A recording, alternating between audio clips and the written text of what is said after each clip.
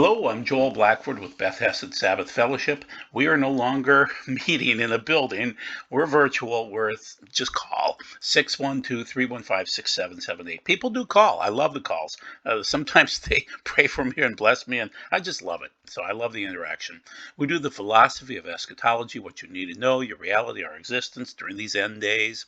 Things are happening.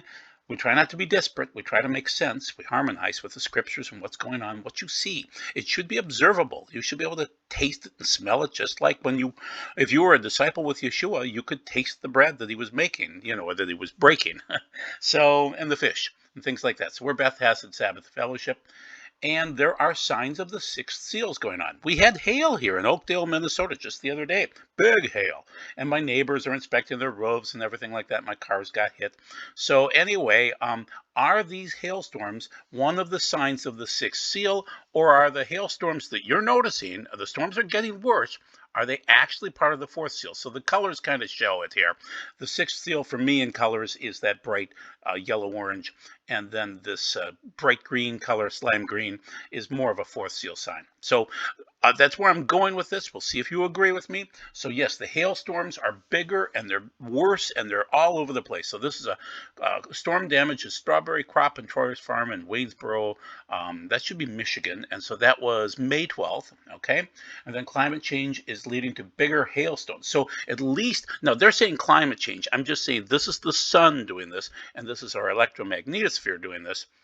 It's God, people, okay? So God is part of this. God is behind this. He warned us, and I'll try to prove it with the fourth seal. Yes, I think this is more the fourth seal than the sixth seal. We're not seeing the early signs of the sixth seal right now. We're seeing horrible signs of the fourth seal because it's just hail. It's not fire and hail, icy fire hail. So anyway, yes, they're saying global temperatures are rising. Well, that's because the sun goes through waves where it's a little bit busier and a little bit quieter. We have solar cycles. We just do. So, but they are noticing. So here is the 21st of July, 2021, hailstones the size of golf balls. That's what hit us here in Oakdale, Minnesota just the other day. Hailstorms that struck Calgary in 2020. So they're just noticing bigger hailstorms across the world. Okay, so is that a sixth seal or a fourth seal sign? I'll make the case for the fourth seal. So here's my place, and this is the hail coming down. You can see the big golf ball sized hail coming down. I've got Moses down in the lower corner there, and I want to link in Job just because I've always wanted to do this. You're going to find that interesting. But Job has an end times verse that's really weird. So have you gone into the storehouses for snow, or seen the storehouses for hail, which I say for the times of trouble? That's czar in the Hebrew, and for the days of battle and war. Very interesting. So the days of trouble, if you wanted to put that into the Greek, you could say thalipsis, which is like the days of tribulation. Okay, do you get it now? So that's Job 28, or 38 rather, 22 through 23. So we had on May 19th in Minnesota, we had nasty hail, and it's been years since we've seen anything like this. And it came in and it destroyed some vehicles, and my car, my beautiful old LeSabre got hit pretty bad. So anyway, so now I believe that God created the heavens and the earth. But there are some psychotic people out there, Alex Jones is one of them, and LBJ is another one, although he's deceased now, that say that the weather is under the control of the presidents of the United States. That basically, LBJ said this, okay? Oh goodness, I'm sorry, where's the quote? Johnson continued, in essence, the Soviet, oh no. He who controls the weather will control the world. That's the LBJ quote. There it is, right in front of my face. So LBJ admitted that they were using weather modification in Vietnam, that they had Operation Popeye, and it had been going in the 60s, but it came to light in 71 when Jack Anderson talked about it. The Laos operations, they used Popeye to reduce the trafficability along infiltration routes. Basically, operational phase of weather modification processes previously successful, tested, and evaluated in some area. So yeah, this was in the Senate subcommittee. Jack Anderson exposed it. Now, the problem is I'm not a big Alex Jones fan because you can see him screaming there. He tends to go out into orbit a few times, but he's been screaming about weather modification for years, and other guys have too. The problem is, this shows that it is there. It's happening. This shows that we've been doing it since Vietnam. So, yeah. So, okay, it lays the predicate and foundation for the development of a weather satellite that would permit man to determine the world's cloud layer and ultimately control the weather. And he who controls the weather will control the world. So that was in 1962. So, moving forward, what's going on then? Am I saying this is from God? Is it from man? Am I twisting the Bible? Am I twisting Job? Am I really talking about prophecy here?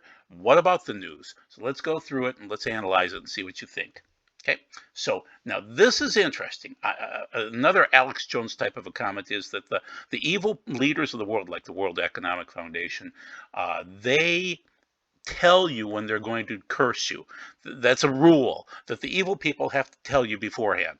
So look very carefully next to Moses on the left-hand side there and by the fourth seal, and you'll see that that's not grain. Those are skulls.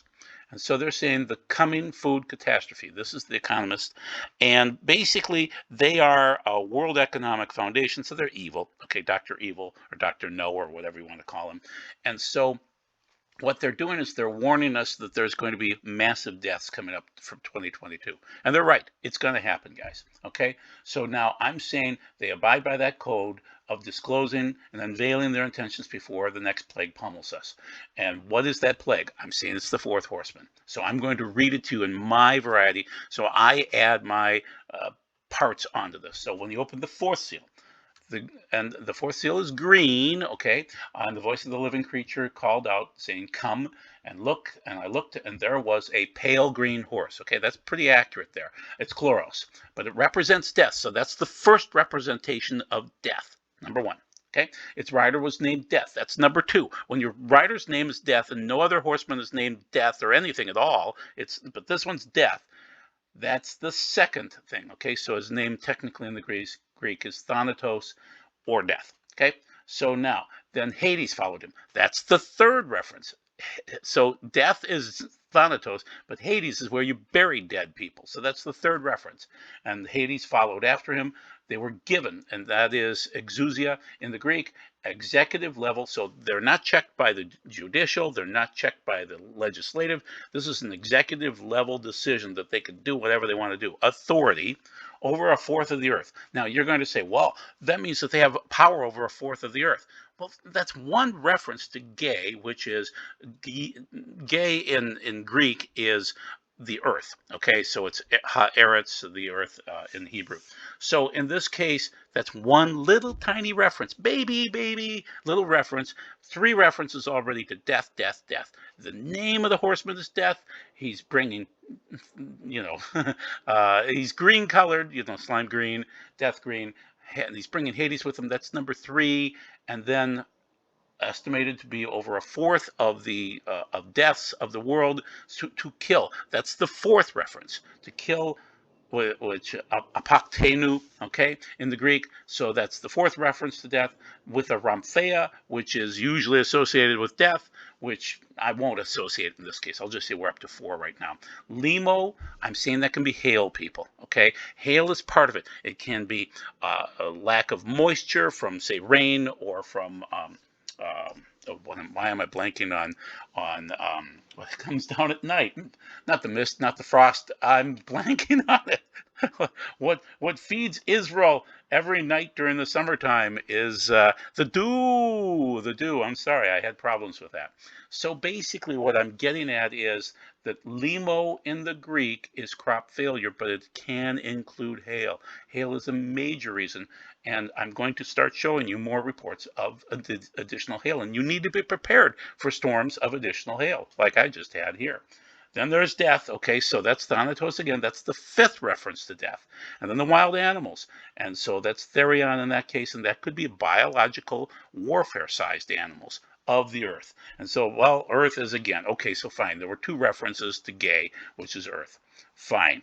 The point is, gay, the Greek word for the earth, is mentioned once or twice in the fourth seal, while death or killing is mentioned 5 times, if not more. Okay, to deny that signs of the first three seals are occurring would be like ignoring your nose on your face. Okay, and really, it's up to others to prove that the fourth horseman isn't riding right now. But what will prove it is deaths.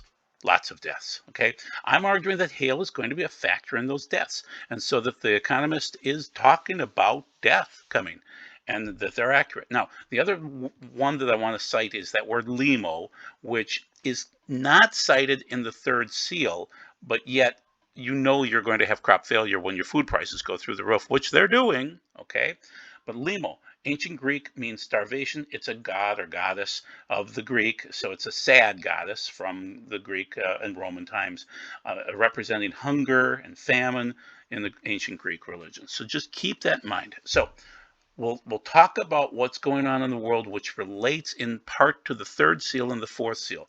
There's a credit collapse coming. It's a storm, and so there's lots of storms. It's not hail, but it's hitting us like hail.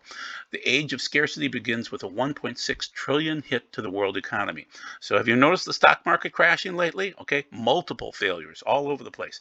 That is really more like the fourth seal, but it's factoring through the third seal. They're kind of interweaving, so you don't get to be able to say, well, that's only the third seal. Well, sometimes it fits back and forth between the two of them, and sometimes one seal is growing in pressure worldwide, and so the first seal is conquered and to be conquered, and all sorts of things on that white horse. The second is war. Well, we have the wars going on right now. Then the third seal is food prices go through the roof. And then the fourth seal is death, death, death, death, death. And so you're noticing these things starting to grow over time. Okay, so then scarcity shocks.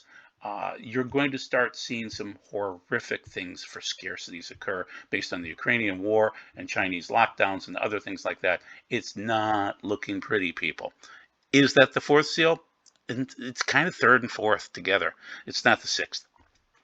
Okay, once again, we're sticking with the fourth seal, but some of these things do fit into the third. Um, Build blackouts better. Half of America faces power blackouts this summer. You will have deaths as a result of that, okay? You will have overheating when it gets really, really hot down south because everybody's moving down south thinking, oh, well, I'll just have air conditioning. Well, what if the electricity isn't working? And how do you drive your electric car if your electrical grid is down? And what if we take a CME blast and it knocks down your electrical grid for a period of time? How are you going to start your car? Your electric car. Well, you're not. How are you going to get your air conditioning working? Well, you're not. Okay, you probably will die. Okay, and you won't get food much either. So I'd rather be up north here where I can survive during the summer without air conditioning, because when I was a kid, we didn't have air conditioning. Okay, so the NERC's report is an eye-opener for those living in the western U.S. Many households face out-of-control inflation, soaring fuel prices, food shortages, and what could be a summer of unrest as the Biden administration is bracing for a wave of violence upon the Supreme Court's overturn of Roe versus Wade. America is slipping into the abyss as households get a taste of what it's like to live in Venezuela. It's not that far off from what people are experiencing today. Soaring inflation, shortages, a ruling regime which so many claim was not elected by the majority, and soon rolling blackouts. So get ready for it. It's not going to be pretty. And so that is from Tyler Durden. So that's Zero Hedge. Okay, Greg Hunter interviews Charles Nenner. Charles is a Jewish fellow, smart guy. He might be religious, you never know. So he's talking about all these big cycles, and he's got a big war cycle, and he thinks that there's going to be a war on the horizon. He predicted it. He's predicted many things very accurately, and he's saying, you calculate your cycles. I calculate them in my head, but he uses a cycle like an IBM computer to calculate things out, and he's been pretty accurate over the years. So that's Nenner again. And so in the war cycle, he's saying 1/3 of the population is not going to survive. Okay, so let's look at it realistically. I'm saying it's the fourth seal. That's actually 1/4 of the world's population instead of the third.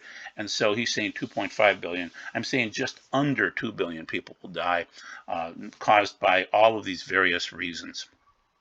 Okay, now we're going to jump back into Job, and we're going to look at it in the Hebrew, and because I really want to focus in on the hail aspect of this, and then get back to the news. Okay, so let's see. Have you entered into the treasury of snow? Okay, Sheleg, okay, and the treasury of hail, there it is, Barad, okay, and have you seen which I have reserved? So it's like God literally is putting this stuff aside for the time of trouble. So that's La'et, okay, so to the time, or for the time of trouble, Zar, so that's a Zadi and a Resh, for the day, Layom, to the day, for the day of battle, Karev, which is interesting. Karav, and then Malkama, which is war. Okay, interesting. So he's staying. Now I'm going to give you a citation later on in the Bible that'll kind of link to that Layom Karav or Bayom Karav, and there are these phrases in the Bible, Bayom Hahu, Yeh Adonai Echad. So when you sing that, that's from Zechariah 14:9, and that's at the end of all of the shul services on Sabbath. And when you sing that, that's your way of saying, in that day, Yeshua is going to return and his feet are going to land on the Mount of Olives.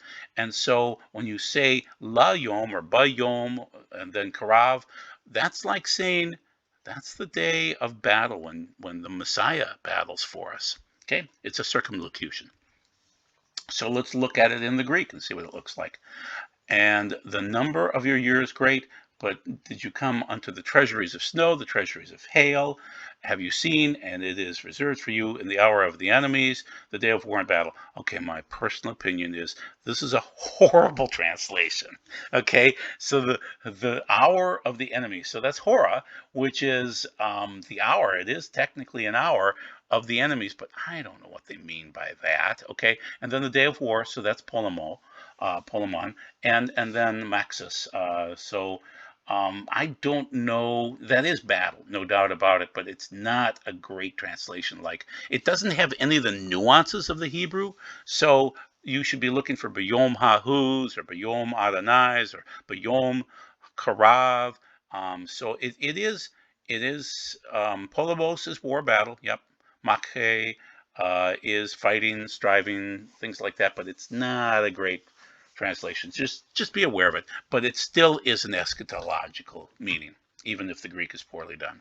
Okay, so now I'm likening hail to the Egyptian plague number 7 of hail, and I'm saying that barad is a typical word used in the Bible. Exodus 9:18, hail.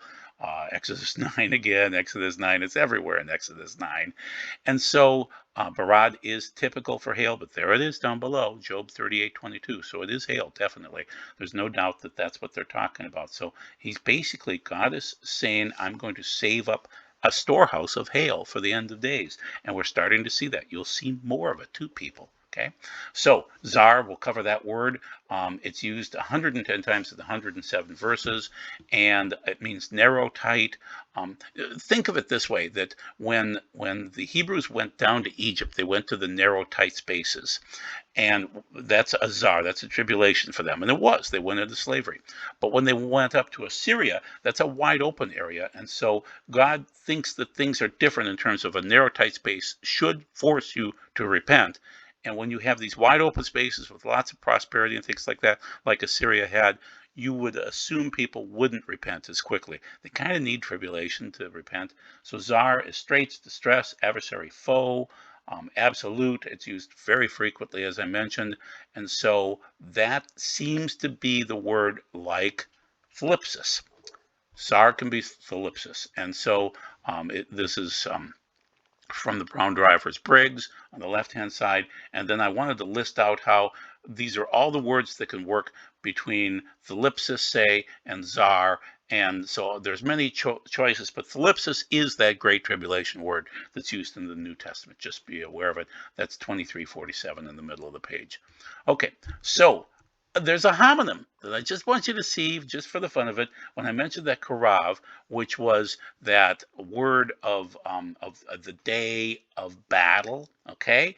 Well, that is a Yom Hahu type of a statement. That's the day of battle. Is that karav is really, really important. It's like saying this is important for God, and He's quite aware of it. So look, a day is coming for Adonai when your plunder and Jerusalem will be divided right there within you. For I will gather all the nations against Jerusalem for war. The city will be taken, the houses will be rifled, the women will be raped, half of the city will go into exile, but the rest of the peoples will not be cut off from the city. And I will go out, so that's Yeshua, and fight against those nations, fighting as in on the day of battle.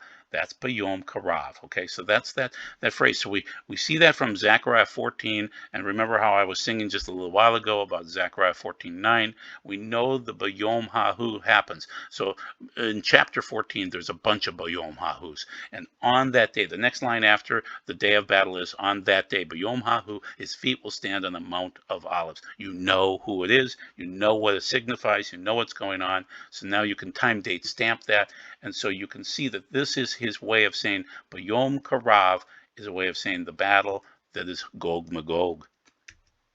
Okay, so now let's move forward and talk about the universe a little bit and about weather and things like that. Our magnetosphere is thinning. Our sun is active, very active right now.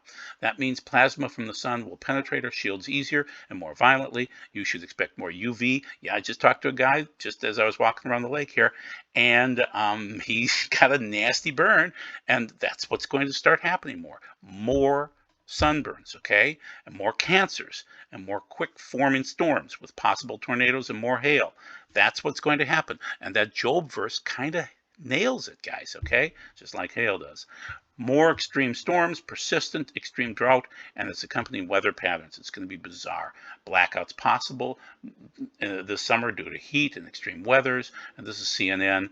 They're going to blame it on global warming. It's coming from God.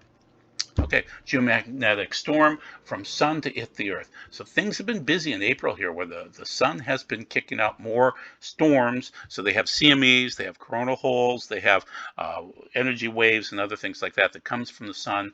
And so the Earth's magnetosphere was poised for impact as a coronal mass ejection from the sun hits the planet on Thursday. This is a few days ago from April. But just keep in mind that it's going to get busier and busier and busier, and so these minor geomagnetic storms are going to get greater and much worse because the magnetosphere is thinning.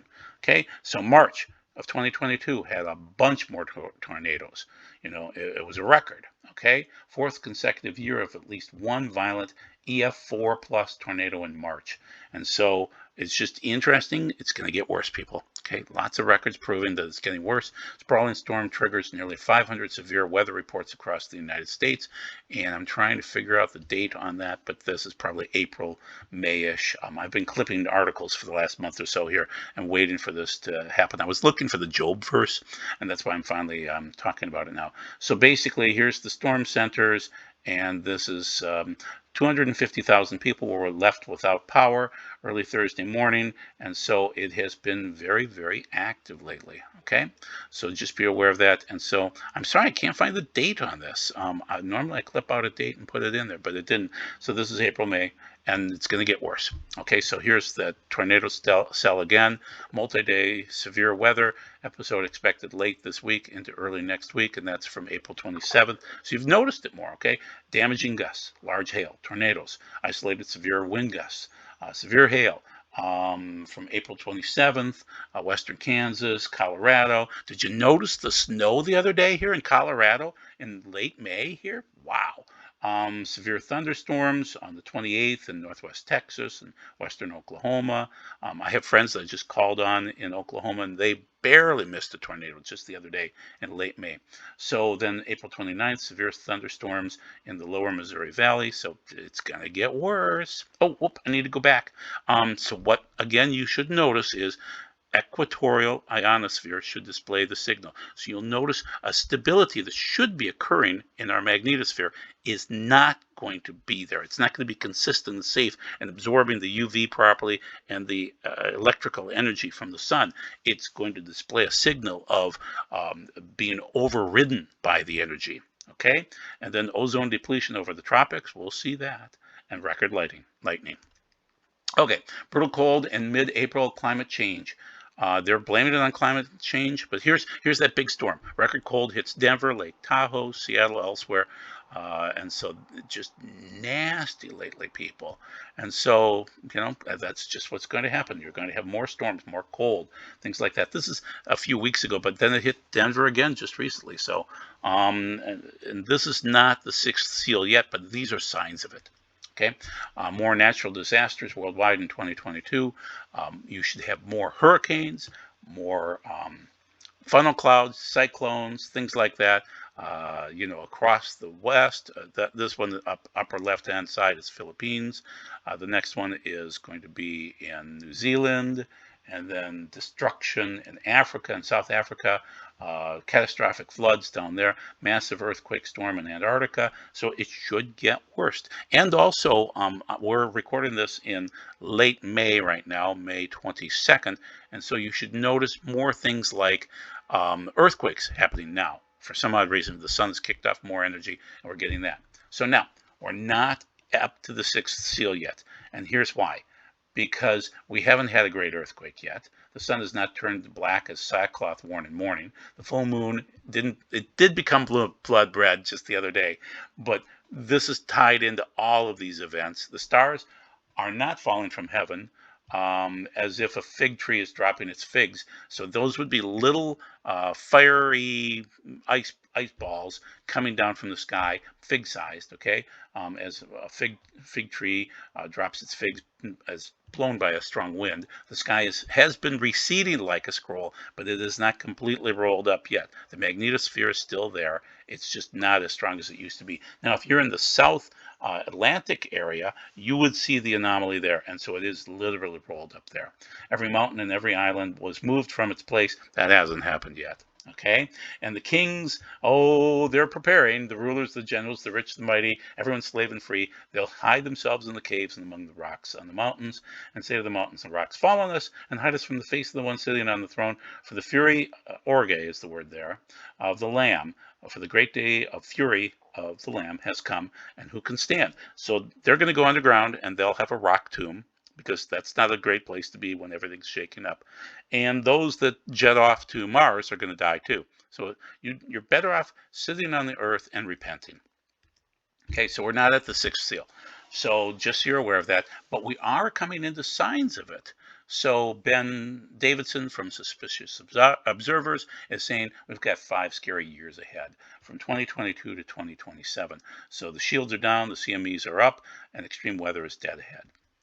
And then other news, the inner core is rotating and oscillating, so you're going to get more of a wobble.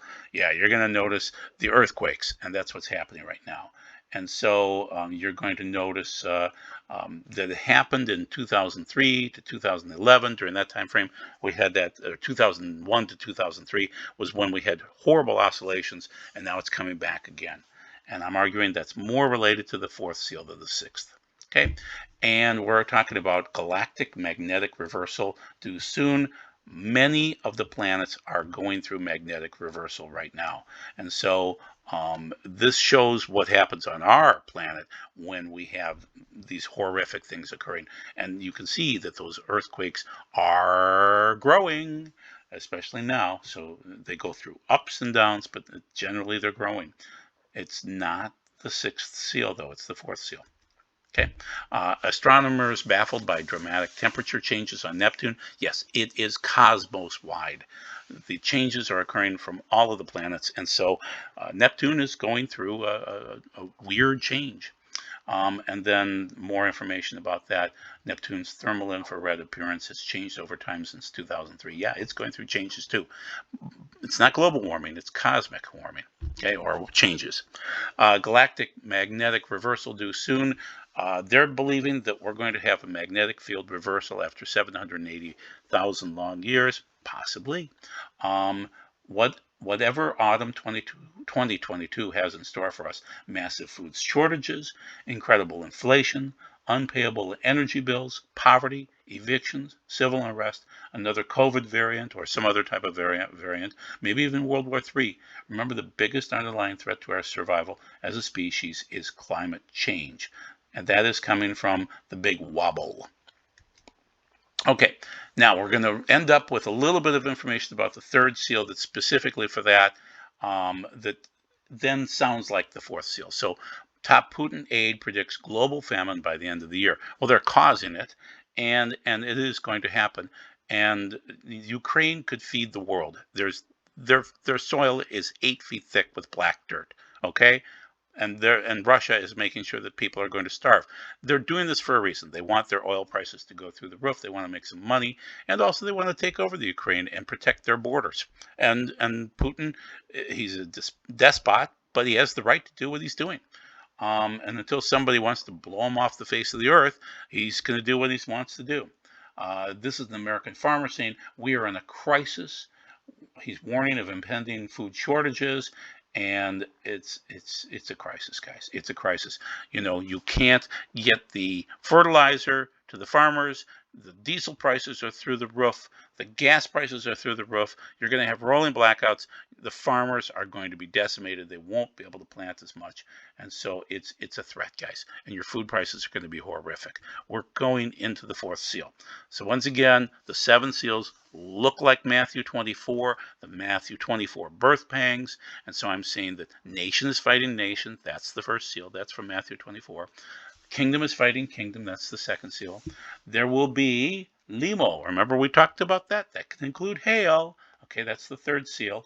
And then there will be plagues. That's the fourth seal. We're going to see plagues. Okay, then there's quakes. That's the sixth seal. And then the fifth seal is listed there too in Matthew 24, which is they will condemn people to death. So they match with each other, and that's where we are right now. So we are in the birth pangs.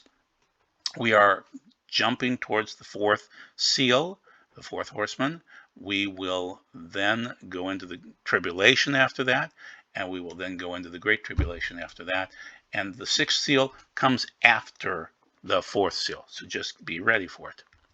Okay, so why do I argue that the first seal opened in 1967? Because the most important thing for Daniel and Yeshua, because they share things in common in terms of their commentary, is the resumption of the holy, which is offerings on the Temple Mount. Okay, and so Israel had control of the Temple Mount, and then they abominated the Temple Mount by giving it back, and so that caused the birth pangs of the Messiah. So that's why I say that the first seal caused this global chaos that we're in right now. It's just we're stupider now than ever before, and that's seal number 1. That's really basically the world going nuts, especially the West.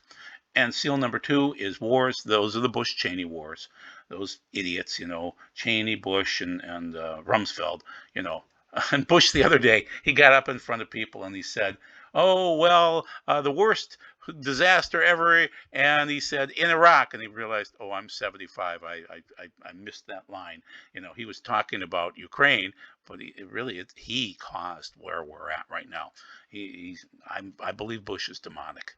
Okay, his grandfather was definitely a Nazi and demonic. Okay, the third seal opened up during the summer of 2012, sometime during that time frame, and the signs happened. There was a prophecy tied to it later on in 2012. So basically, I'm saying that Daniel knew holy, which is kadosh, and that's tied to the offerings on the Temple Mount. And so I'm arguing here that Daniel knew the abomination of desolation. He knew what that meant, and that there will be an abomination during the end of days. There was not one during Yeshua's time. There was not one at 70 AD. There was one by the Greeks, about 167 BCE. But basically, we're going to be coming up to this. This is why I'm a futurist, because the abomination of desolation found in Matthew 24:15 has not occurred yet. And it's also found in Luke and Mark also. So the bottom line is, I'm a futurist. It makes sense, and we're coming up to this, and that's tied to the offerings. The offerings are kadosh, which means holy. Whether you believe it or not, that's what they're listed as by Daniel, and he would be looking forward to it. So if Daniel was alive today, he would be saying, why don't we have offerings on the Temple Mount? He would be saying that. The 2 witnesses will too. And then Eddie Chubney, if you want to find out what I think about this and what others think about the seals opening up, Eddie Chubney did a nice job here on May 14th of 2022 on the Hebraic Roots Network. And so he's one of the few people. I love Bill Cloud dearly, but Bill mocked me years ago and said, like circus seals, when I asked about the seals. And so Eddie Chumney finally is talking about the seals. So I can't say that I agree with him, but I'm thrilled that he's doing the research. So clean garments, that's what you want. You want to be prepared for the wedding that's coming when Yeshua returns. And so I want you to be ready because this is going to be incredible, people. May you be blessed. Bye-bye.